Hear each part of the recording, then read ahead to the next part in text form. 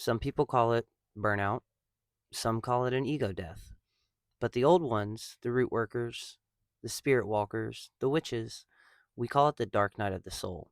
It's a chapter of your life where everything you thought you were falls apart. Not to punish you, but to peel you open. The dark night of the soul is when your spirit refuses to keep going the old way. It drags everything to the surface, the grief, the fear, the disappointment, so you finally face the parts of yourself you've been carrying for years. It feels lonely. It feels painful. It feels like the universe went silent. But that silent isn't abandonment, it's preparation. Here are the signs that you're in it. You don't feel connected to anything. Everything feels meaningless or exhausted. Old wounds break open again. You question who you truly are. Your soul feels tender, sensitive, exposed. But listen, this is not the end of you. This is the remaking of you. The dark night strips you bare so you feel you can rise. The versions of yourself with your boundaries. The versions of you with power. The versions of you who refuse to sink anymore. To begin healing, you don't have to fix your whole life. You only have to do these things. Sit with the hurt. Stop running from it. Listen to it. Let old ideologies die. You've outgrown versions of yourself you don't even remember creating. Let your guides and your ancestors walk closer. You won't hear them loud, but you will feel them, like a soft presence, like a hand on your back. And if you're in the dark night right now, I want you to hear this. You are not broken, you are becoming. This chapter is not here to destroy you, it is here to deliver you back to yourself. If this message found you, it's because it was meant to, and you are not walking through this alone. Thank you for listening. Now, let's really get into it. So, the dark night of the soul is one of the most frustrating things I think I've personally ever experienced. And to be transparent, I'm also currently slightly still going through it right now. But I've learned that the more that I tried to resist it or fight it, the worse it got. Now, you may listen to this and think, well, wow, Lotus, that sounds like depression. It very well could be. I'm not a mental health specialist, but what I can say is you're not alone.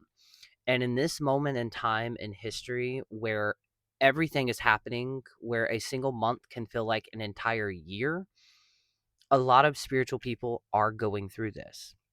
Now, I've mentioned before in past episodes that the pandemic we all went through was kind of like the Renaissance, right?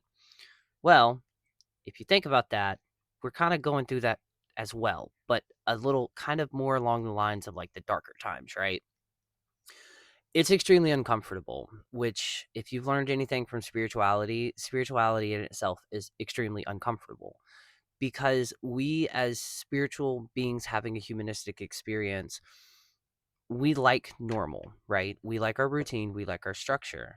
But the moments and times where, for some people would say it is like when Mercury goes into retrograde or a retrograde happens. Those are moments and times where the universe is like, look, you've been ignoring all of this, so we're going to give you everything that you need to know, right? And kind of slightly raw, where they throw it in your face.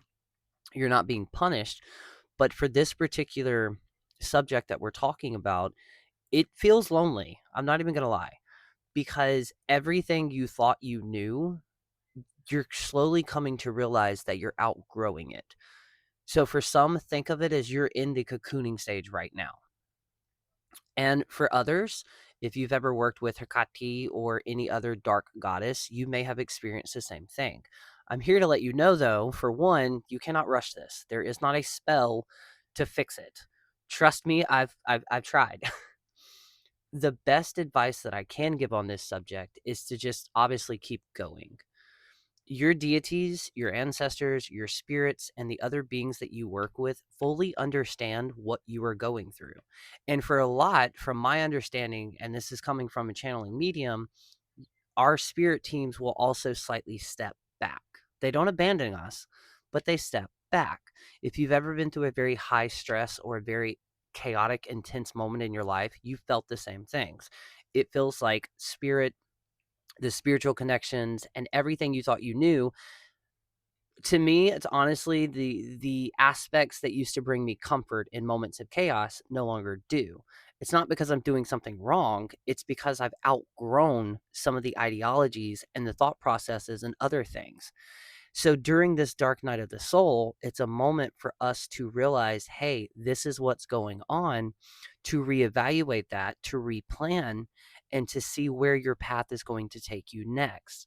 So if you are experiencing this, obviously, disclaimer, if you are going through a depressive episode, please reach out to your medical professionals and or mental health professionals. But with that being said, know that you're not alone, okay? And some of the things that I've learned to do is adapt to it. You can find books out there that are written.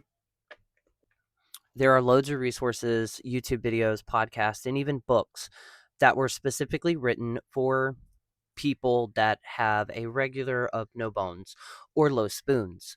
Witchcraft doesn't necessarily always have to be ritualistic. Okay. Now, as much as I hate to say this, this is one of those moments where intention is a very important aspect. But as somebody who has an issue when change comes into my life, whether it's good or bad, I've learned that you've just got to go with the motion. And to be even deeper on that, I'm one of the people, I'm 32. To be honest, I did not expect me to make it out of my teens, much less my 20s. And here I am sitting at 32. This is when one of the most chaotic points in my life, which is saying a lot if you know me in person. I've been through a lot of things. The past 2 years have utterly just sucked. And for the longest time, I thought I was being punished, or I thought that, oh, well, I've been a witch for 22 years. I guess it's time to hang up my hat. No, it's not. It's just a very uncomfortable moment of growth. And I'm not fully out of it, and that's okay too. Again, I never claimed to be an expert in anything. I learn and unlearn things every single day. That is the point. But in a moment in time where everything feels like it's going 90 to 1,000 and stuff is constantly changing, the toxic relationship we have with social media and technology and AI. Again, there's a time and a place. I'm not here just hating on it. I know it's bad for the environment, but again, it can help a lot of people do a lot of things. But outside of that, there's also the balance. And when I use the term balance, if you've ever received a reading from me, you know what I'm about to say. Balance is different for everybody. But most importantly, as we change and grow, that terminology of balance also changes. I can handle a hell of a lot more now than I can 3 years ago. So you have to ask yourself, where does your new balance lie? Most importantly, the content that you are consuming, is it hindering you or is it helping you grow? And it's a weird place. I'm not even going to lie. As a person who never really had a game plan to become a content creator, and I still don't even see myself as a content creator, it's a very weird thing. And as a previous interview that I did with Christopher Pinzak, you can find that here on my podcast, we kind of talk about the great blessing and the great curse, which is technology. Because at the end of the day, I grew up in the early 90s. I wish I could go back before technology boomed. It was a simpler time back then. Now, again, it has its great things and it has its, not so great things. But at the end of the day, it's all about balance. If I drink too much water, it'll drown me. If I don't drink enough water, I could die. You have to find that balance of making sure you're not consuming the wrong thing while simultaneously, for my chronically online witches, that's okay. I've had my moments. You also don't need to compare yourself to other witches.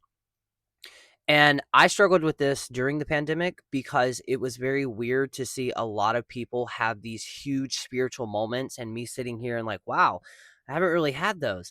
It's normal, but it's weird to see, right? And we've all had those thoughts. Oh, wow, I wish that I could, I wish I could have had a camera recording all of my spiritual moments that I've had, right? But it just means that you've gone deeper in your path and your path is utterly about to change. And this is that process. It's ugly. It sucks. It's heavy. If you have to scream, go cry, journal it, paint it, don't bottle it up. Okay. Now, with that being said, if you are going through the dark soul of the night, I'm not saying, hey, go out and tell the world that. That's a personal journey. But I am here to say you are not alone. You have not done anything wrong. And there are a hell of a lot more spiritual people going through this than you think they are. And for some, this may be your aha moment that you personally are going through this. Trust me, it took me almost 6 months to a year to even actually admit openly to myself that this is what I was going through. And it sucks. If you've ever had one of those moments where you wake up and it feels like you were just, this is going to sound weird, it almost like a muggle, like you had never had that spiritual connection. It's kind of like that, but more intense. But just know that it will come to an end. Okay. Remember, this is you're being reborn. Basically, this is your phoenix moment. And sometimes, we have to, metaphorically speaking, not literally, burn everything down and then rise from those ashes, just like a butterfly when they go into a cocoon. It's a period of darkness, but it's also a period of transformation. So hopefully, this episode will be somewhat of a light to respark that and to let you know that you're not alone. All right. So I'm going to keep this simple and short. I am slowly trying to get back into creating content on all platforms, especially with the podcast. I'm going through some technical difficulties with that while also actively trying to recharge from a major, major burnout, which I've gotten way better, way, way better. But yeah, just know that you need to pace yourself. Okay. And I wish I could be like, there's a simple spell to just, nope, there is not. And I can't tell you how long it's going to last because we're all different. But just know there is a light at the end of the tunnel. And after this, you're going to be 10 times stronger with a hell of a lot more knowledge than you had before. All right. So just know that you're powerful as fuck, you're magical as fuck, and you're not alone. Okay. Until then, I'll talk to y'all later.